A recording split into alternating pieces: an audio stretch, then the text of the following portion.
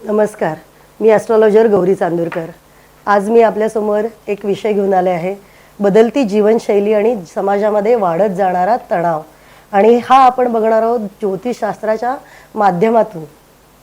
आपण आजूबाजूला जर बघत असाल तर समाज हा किती वेगाने आणि किती झपाट्याने बदलत चालला आहे. प्रत्येकजण करिअरच्या मागे धावतो आहे, त्याची करिअर घडवण्यासाठीची धडपड आहे. आधीची जीवनशैली अतिशय साधी आणि सरळ सोपी होती. आपल्या खाण्याच्या सवयीसुद्धा खूप सोप्या होत्या, साध्याशा होत्या. आता मुलांना वेगवेगळे पदार्थ, वेगवेगळ्या गोष्टी त्यांना घरामध्ये करून दिल्या जात आहेत किंवा ते अवेलेबल करून दिल्या जात आहेत. त्याच्याचबरोबर मुलांना बदलत चाललेल्या शिक्षण पद्धतीचा सुद्धा परिणाम होतो आहे. आता हे प्रत्येक आईवडिलांना आपल्या मुलांना उत्तम शिक्षण द्यावं असं वाटतंय आणि हे उत्तम शिक्षण देण्यामुळे त्यांच्या खिशावरती पडत जाणारा बोजा पण आहे. आणि ह्या बदलती शिक्षण पद्धती ही मुलांना सुद्धा ताण देणारी आहे. आई वडिलांना वाटते की आपलं मूल पहिल्या टॉप 10 मध्ये असावं आणि ह्याचा तणाव पालक आणि मूल ह्या दोघांवरती पण येतो आहे. आधी मुलं शाळेतनं आले की पहिले कधी एकदाची बॅग टाकून कधी एकदा मी खेळायला बाहेर जाऊ असं होत होतं. आता शाळेतनंच मुलं काय होत आहे की होमवर्कच्या नावाखाली अजून एक ओझं आणलं जात आहे. मग बाहेर जायला वेळच नाही आहे मुलांना. मग मुलांचं एंटरटेनमेंट कसं होणार आहे? आई वडीलच मुलांच्या हातामध्ये फोन सुपूर्द करतायत की त्याच्यावरती तुझी काय करमणूक होते का बघ. आता बाहेर तर वेळ नाही आहे आणि मोबाईलवरती सगळंच अवेलेबल आहे. OTT प्लॅटफॉर्म आहे, वरिष्ठांना TV आहे, या मार्फत त्यांचं काय एन्जॉयमेंट होते. पूर्वी एन्जॉयमेंट हे ठरवून बाहेर जाऊन केलं जायचं. जसं की महिन्यातनं एखादा पिक्चर बघूयात किंवा महिन्यातनं एखाद्या वेळेला हॉटेलमध्ये बाहेर खायला जाऊयात. बरं, हे बजेटिंग पण असायचं. बरं, पूर्वी काय खूप पैसा होता अशातला भाग नव्हता, पण थोडक्या पैशामध्ये आनंद होता. ठरवून त्या बजेटमध्ये सगळेजण एन्जॉयमेंट करत होते. आता हे घरामध्ये आलं, हे एन्जॉयमेंट, हे एंटरटेनमेंट आपल्या घरामध्ये पोचले, TVच्या मार्फत, मोबाईलच्या मार्फत. आणि घरातच ते बघितले आहेत. वृद्ध मंडळी बघतायत, मुलं फोनवरती बघतायत आणि ह्याच्यातून त्यांना कसं आणि कुठल्या पद्धतीचं ज्ञान होतंय हा आता भागच वेगळा आहे. पण आणि हे सगळं आपण तथाकथित जे गुड लाईफस्टाईल जे म्हणतो आपण आणि हे मेंटेन करण्यासाठीचं आई वडील किंवा स्त्री पुरुष हे करिअरसाठी वेळ दिला जातोय, तिथे धावतायत, तिथे जास्तीत जास्त वेळ घालवला जातोय. कारण की आता हा पैसा पुरत नाही आहे प्रत्येक गोष्टीसाठीचा, शिक्षणासाठीचा, एन्जॉयमेंटसाठीचा किंवा ती लाईफस्टाईल मेंटेन करण्यासाठीचा. किंवा पूर्वी कपड्यांचे सुद्धा लोकांना इतके असेच हवे, तसेच हवे, खूप हवे असं नाही. आजकाल कपड्यांवरती पण तितकाच खर्च होतोय, एन्जॉयमेंटवरती पण तेवढाच खर्च होतोय. आणि हे मेंटेन करताना सगळा पैशाचा बोजा येतोय म्हणून एकट्याने काम करणं आता तसं राहिलं नाही, दोघांनी मिळून काम करावं लागतंय. मग अशामध्ये कुटुंबाचा जो वेळ आहे, कुटुंबाला देण्यासाठीचा वेळ आहे, मुलांना, आपल्या ज्येष्ठांना, वरिष्ठांना, हा वेळ हा सगळा बाहेर नोकरीच्या ठिकाणी घालवला जातो आहे. मग अशामध्ये संवाद कसा साधला जाईल किंवा सुसंवाद कसा घडणार आहे, ह्याच्यामध्ये ताण हा प्रत्येकाला येतोय. बाहेर काम करणाऱ्यांना, 10 तास नोकरी करणाऱ्यांना येतोय, घरातल्या वरिष्ठांना की ज्यांना एकटं घरामध्ये वाटतंय की मुलांना आपल्या आईवडील आपल्याला वेळ देऊ शकत नाही आहेत, त्यांच्या काही समस्या आहेत ते आपल्या आईवडिलांजवळ सांगू शकत नाही आहेत. अशामध्ये ह्या समस्या कशा सोडवल्या जातील? तर नक्कीच ह्या समस्या आपल्याला ज्योतिषशास्त्राच्या मार्फत सोडवल्या जातील. जसं जर शिक्षण पद्धती जर आपण बघितली गेली, आता शिक्षणसुद्धा सोपं म्हणण्यापेक्षा स्वस्त नाही राहिलेलं आहे. हल्ली लाखोंचे आकडे आहेत मुलांचे, कॉलेजचे, क्लासेसचे. आईवडिलांना आजही आपल्याकडे मुलांच्या मागे फोर्स करतायत की नाही माझ्या मुलाने हे शिकावं, नाही हे शिक्षण घ्यावं. पण ज्योतिषशास्त्राच्या मार्फत तुम्ही जर बघितलं तर आपल्या मुलाचा कल कुठे आहे, त्याला कशामध्ये गती प्राप्त होईल, त्याला यश कुठे मिळेल की जेणेकरून हा तुमचा पैसा हा युटिलाइज होईल की जो वाया जाणार नाही. मग त्याचा कल असलेल्या ठिकाणी तुम्ही त्याला शिक्षण देऊ शकतात. हे तुम्ही पत्रिकेमध्ये मुलांचं बघू शकतात. हे झालं शिक्षणाचं झालं. मग आता तुम्ही करिअरकडे जर म्हटलात, करिअरकडे वळाल तर करिअर देखील तुम्ही मार्गदर्शन घेऊ शकतात की मी आज करिअर साठी कुठलं क्षेत्र निवडावं, कोणत्या फील्डमध्ये मी माझं करिअर करावं, मग मी नोकरी करावी का मी बिझनेस करावा, माझ्यासाठी चांगलं काय आहे की मला त्या नोकरीमधनं आनंद पण मिळेल, पैसाही मिळेल आणि मानसिक समाधान पण मिळेल. माझ्याकडे कितीतरी क्लायंट्स येतात की ते म्हणतात की मॅडम 5 वर्ष झाले मी त्या कंपनीसाठी 10-10 तास काम करतोय पण माझं अजूनही प्रमोशन नाही आहे. काही जण म्हणतात की मी किती वर्ष झाले मी हे काम करतोय पण ना मला त्याच्यातनं पैसा मिळतोय ना मला त्याच्यातनं मानसिक समाधान मिळतंय. मग आता करायचं काय? मग तेव्हा प्रश्न पडतो की ह्यांना मार्गदर्शन मिळालं नाही का? मग हे ज्या क्षेत्रामध्ये आहे जी त्यांनी लाईन चूज केलेली आहे तो मार्ग बरोबर आहे का? ते बरोबर मार्गावरती जात आहेत का?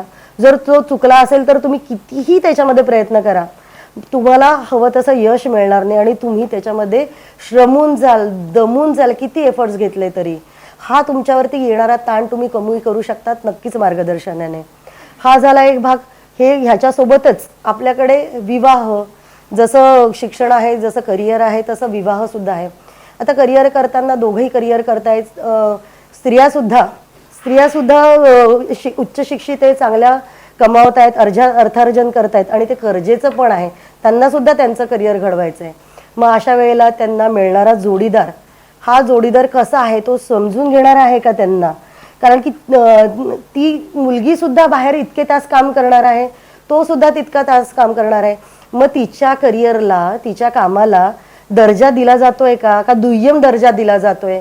किंवा तिला तिथे येणाऱ्या काही त्रासांचं घरामध्ये काही चर्चा होते का? किंवा मुलगा म्हणतोय घरी आल्यानंतर की मी माझ्या ऑफिसमध्ये आधीच इतका दिवसभराचं कंटाळलेलं आहे, मला आधीच माझं टेन्शन आहे, आधीच मला माझा ताण आहे, मला परत तुझं काही सांगू नको.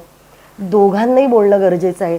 तिनेही त्याला समजून घेणं गरजेचं आहे आणि त्यानेही तिला समजून घेणं गरजेचं आहे. थोडक्यात काय तर दोघांनाही इमोशनल सपोर्ट गरजेचा आहे. फायनान्शियली तर दोघं एकमेकांना सपोर्ट करतातच आहे. त्याच्यामध्ये कोण जास्ती कमवत आहे, ती जरी कमवत असेल तरी त्याने समजून घ्यायला पाहिजे, तो कमवत असेल तरी तिने समजून घ्यायला पाहिजे. तर हा जोडीदार आहे, हा जोडीदार चांगला मिळावा, जास्तीत जास्त आपलं आयुष्य सोपं व्हावं याच्यासाठी तुमचं कुंडलीप्रमाणे तो जोडीदार तुमच्यासाठी योग्य आहे का हे बघितलं जातं. हे बघणं तितकंच गरजेचं आहे. आता हे सगळं करता करता ह्या प्रवासामध्ये मुलामुलींचे वय हे खूप पुढे निघून जात आहेत. त्यांचं करिअरचं सेटलमेंट, त्यांच्या करिअरच्या सेटलमेंटचा बघता बघता, सिक्युरिटी बघता बघता वय हे आता 30च्या पुढे चाललं आहे. म्हणजे काय तर फर्टिलिटी पिरियड मागे पडला आहे. फर्टिलिटीच्या पिरियडच्या पुढे गेलेत दोघंही जण. याच्यामध्ये ज्यांना मूल होतंय त्यांना परत त्या मुलांचा सांभाळ कसा करायचा आहे, परत ते त्या स्त्रीवरच येते का त्या मुलीवरच येते की तिने त्याला पाळणा घरात सोडायचं आहे, मग आपल्या कामावर जायचं आहे, का वरिष्ठ मंडळी आपल्या नातवांचा सांभाळ करणार आहेत. तर तिचं ते काम सोपं होईल. किंवा तिच्या जोडीदाराने सुद्धा घरामध्ये काम करताना हरकत नाही, स्वयंपाक जर तुम्हाला येत नसला तरी हरकत नाही, पण तुम्ही तिला मदत करू शकतायत का? आजही स्वयंपाक, घर, मुलं ही तिचीच जबाबदारी होते. म्हणजे काय तर ती आधीच्या प्रमाणे तिला ते कामं आहेत आहे, परत तिचं करिअर ॲड झालं आहे त्याच्यामध्ये. म्हणजे तिचा कामाचा ताण कमी होत नाही आहे, तिचं ताण वाढतच चालला आहे. मग हा ताण कसा कमी केला जाईल ह्याच्यासाठी मार्गदर्शन कसं मिळेल? बरं, ज्यांना मुलं नाही आहे, संतती नाही आहे, तो पिरियड त्यांचा फर्टिलिटी पिरियड मागे गेला आहे आणि त्यांना मूल होत नाही आहे, कन्सीव्ह होत नाही आहे, मग अशासाठी काय करायचं? मग दोघांनाही चिंता आहे. मग मार्गदर्शन काय घ्यायचं, कोणाकडे जायचं, कोणाला विचारायचं, याची सुद्धा उत्तरं तुम्हाला त्या पत्रिकेमध्ये मिळतात, सापडतात.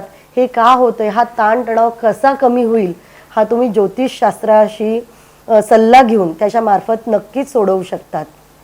जसं आपण ज्योतिषशास्त्रातून या समस्यांचं, या तणावांचं निराकरण करायचं असं म्हणतोय, तर मला काही उदाहरणं तुम्हाला सांगावीशी वाटतात. माझ्याकडे एक पॅरेंट आल्या होत्या, लेडी होती ती, त्यांची मुलगी 12वीमध्ये होती आणि पुढे या मुलीला कोणती लाईन द्यावी, कोणतं करिअर चूज करावं ह्याचं मार्गदर्शन घ्यायला आल्या होत्या. तेव्हा मुलगी हुशार होती. मला तिची पत्रिका बघितल्यानंतर बघितलं तर तिच्या पत्रिकेमध्ये शनी उत्तम स्थितीमध्ये होता. मी त्यांना म्हटलं ही मुलगी लीगलमध्ये छान प्रॅक्टिस करू शकेल, तिला तुम्ही लॉला घालू शकतात. त्यांनी त्या मुलीला लॉला घातलं, पण त्याच्या आधी त्या मुलीला पण त्या क्षेत्रामध्ये, त्या लाईनमध्ये आवड निर्माण झाली. तिने लॉ कंप्लीट केलं आणि आता ती हायकोर्टमध्ये प्रॅक्टिस करते आहे. हे झालं. माझ्याकडे एक बिझनेसमॅन आला, आणि त्याच्याकडे कामं भरपूर होती. प्रिंटर होता तो, म्हणजे डिझायनिंग आणि प्रिंटिंगची कामं असायची त्याची. चांगल्या कॉलेजेसचे, इन्स्टिट्यूटचे असे त्याच्याकडे कामं असायचे मोठमोठे. पण त्याच्यातनं त्याला पैसे फारसे मिळत नव्हते, नुकसानच होत होतं सारखं. मग त्याची पत्रिका बघितल्यानंतर माझ्या लक्षात आलं की अरे याचा तो शुक्र चांगला आहे. मग हा फक्त हमाली का करतोय? ते प्रिंटिंगच्या मागे लागून प्रिंटिंगमध्ये कधीतरी प्रिंटिंग मिस्टेक होतीये, मग एवढे सगळे ब्रोशर टाकून द्यावे लागत आहेत, मग त्याच्या पैशांचं नुकसान होतंय. मग त्याच्यापेक्षा मी त्याला म्हटलं की तू प्रिंटिंगचा भाग हा दुसऱ्याकडे दे आणि तू फक्त डिझायनिंग कर. आणि तो आज उत्तम डिझाईन करतो आणि त्याला त्याच्यामध्ये छान पैसा पण मिळतो आहे. असंच माझ्याकडे एक पॅरेंट आले की मुलाला असंच की कुठली लाईन निवडावी, काय करावं. आणि त्यांच्या घरामध्ये पती पत्नीमध्ये कलह असायचा, भांडणं असायची. अशामध्ये त्या मुलावरती पण ताण असायचा. मी पत्रिका बघितल्यानंतर त्या मुलाची प्रगती ही घरापासून लांब, म्हणजे त्यावर राहत्या घरापासून किंवा त्या गावापासून लांब अशी दाखवत होतं. मी त्यांना म्हटलं तुम्ही तुमच्या मुलाला इथे पुण्यामधलेच होते ते, पुण्यापासून लांब शिकायला ठेवा. तो मुलगा आता डिझायनिंगच्याच ह्याच्यामध्ये शिक्षण घेतोय. तो लांब गेला, त्याच्या मनस्थितीमध्ये हळूहळू करत सुधारणा देखील झाली. अशा पद्धतीने आपण ह्यातून या तणावांपासनं कसं मुक्त होईल हे नक्कीच आपल्याला मार्गदर्शन मिळतं. असेच माझ्याकडे एक लेडी आल्या होत्या, ज्या CEO होत्या एका चांगल्या कंपनीच्या. त्या आल्या होत्या की त्यांच्यावरती कामाचं अतिशय प्रेशर होतं. त्या 2-4 जणांचं काम त्या एकट्या ओढत होत्या आणि त्यांना त्रासही होत होता. त्या माझ्याकडे आल्या होत्या की मला आता काही करायचं आणि मला ही नोकरी सोडायची. तुम्ही मला सांगा की मला दुसऱ्या नोकरीमध्ये किंवा तो पिरियड काय असेल दुसरी नोकरी मिळण्यासाठीचा, आणि मी नोकरी सोडल्यानंतर काय होईल. मी त्यांना तेव्हा सांगितलं, मी त्यांची पत्रिका बघितली. मला तेव्हा त्या पत्रिकेमध्ये दिसत नव्हतं की त्यांनी ती नोकरी सोडावी. मी त्यांना सांगितलं की सध्या तुम्ही ही नोकरी अशीच चालू ठेवा.